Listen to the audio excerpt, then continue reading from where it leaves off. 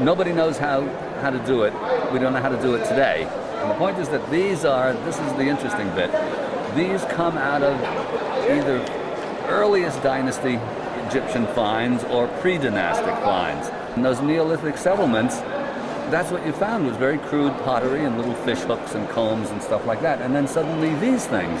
So it was Paul Roberts, my friend Paul Roberts, who suggested, hey, maybe these are heirlooms from that earlier period, because it doesn't figure that if the rest of the stuff that you're doing are crude little pots, suddenly there's this thing involving a technology, and I mean perfectly geometric. I'm sure if you did a geometric study of these, you'd find golden section ratios and all sorts of stuff like that.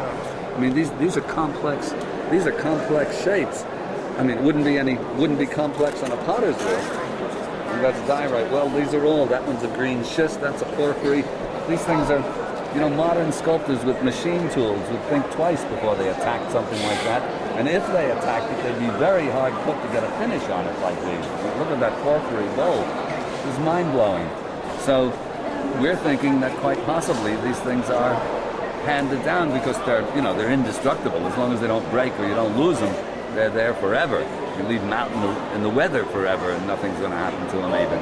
So this could be an intriguing part of the puzzle.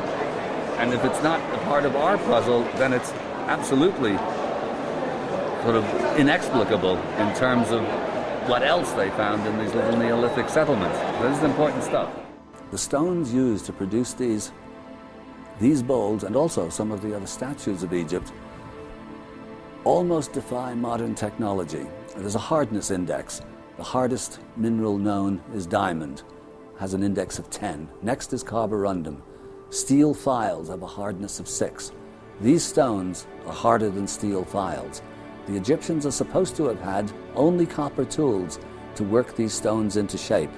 This is difficult enough, almost unimaginable, as far as the sculpture is concerned. When we come to hollowing out stone bowls carved of these materials, it beggars the imagination, and yet there are the bowls, and there are the statues.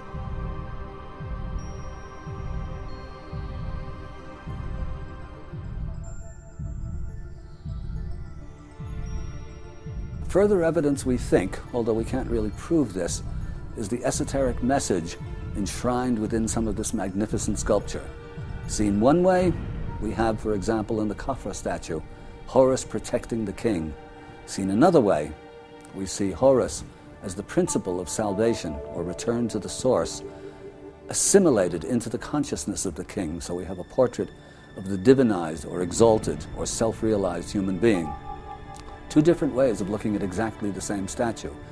This is carved out of that special kind of diorite that I said that in indirect lighting glows. And this is